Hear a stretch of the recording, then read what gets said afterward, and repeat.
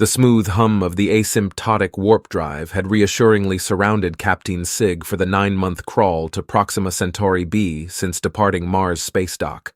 But barely 12 hours out from arrival, it suddenly ceased. No turbulence, no ominous groans of metal, only deafening silence as all systems abruptly shut down. Emergency momentum carried Old Faithful for a few brief minutes, while Captain Sig swiftly unstrapped to dart around the cramped lifeboat, attempting system restarts. Nothing responded, yet diagnostics showed power flowing, no shorts detected. It was as if the engines had switched themselves off, refusing his authority. Absurd, of course. He was alone, and the compact craft's AI was less sophistication than a microwave oven. Checking the viewport, Proxima Centauri hung largest, ruby star orbited by a few barren rocks, and coasting silent into sight around the limb, a glint that must surely be his destination, Haven Colony. Except long-range scans showed it was no longer any safe harbor. The colony floated ravaged.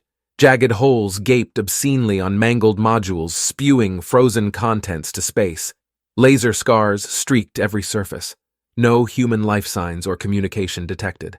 Sig's stark realization froze his guts more than sudden cessation of life support. Whatever unknown hostiles wrought this also now possibly awaited his helpless approach.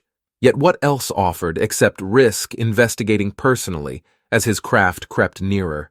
Any Mayday would take 9 months for response from Mars, if whatever watcher permitted it.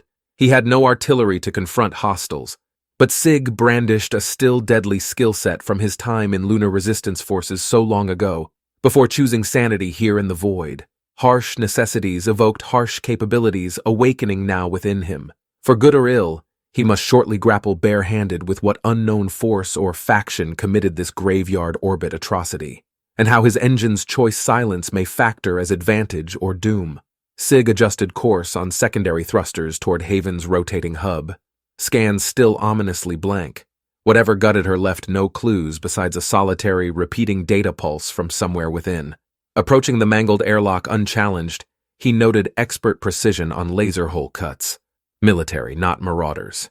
Sig donned his last suit and entered softly as a ghost. The starlight through breaches granted sight of a stark frozen necropolis inside. Atmosphere long evacuated. Haven's 1,000 souls now filled corridors with macabre garden sculptures, locked eternally in life's last desperate moments. Sig stifled futile wrath. Now was time to gather data. A methodical dance possibly more incital than pounding idle bulkheads for vengeance. Whoever committed this space dock atrocity had means and will that bore examination. Though his years running the lunar underground taught him death always has its own simple signature. And Haven screamed annihilation by another ruthless guerrilla's signature, the sound of silence. What final critical failure of treaties back home brought about such response? Was deterrence regained before the killers turned outward next? He must discern answers before more settlements faced this end. For old enemies came only at such high costs. The data pulse's source flashed urgent on Sig's wrist as he bent to inspect a dead technician clutching sealed file folders. Then, tinny laughter echoed from the docking bay. Sig spun with weapon drawn, but already too late. The massive destroyer's laser turrets tracked him like a beetle from its titanic conning tower, where the admiral leaned grinning, beckoning Sig futilely to join the ghosts now. Cannon light blossomed, and then darkness, filled with that pulsing data chime, until Sig stirred under dropcloth scraps by a freshly blown airlock, the signal emanating from his own iris. The entire ordeal had been a memory flashpoint, a test, and the haunting destroyer hulls were empty. Those devils from so long ago remained only neural ghosts, it seemed, unable to spoil his livelihood. Yet Haven awaited still to see what new phantoms future memories may resurrect as he sailed on alone. There were always old enemies lurking silent in the soul,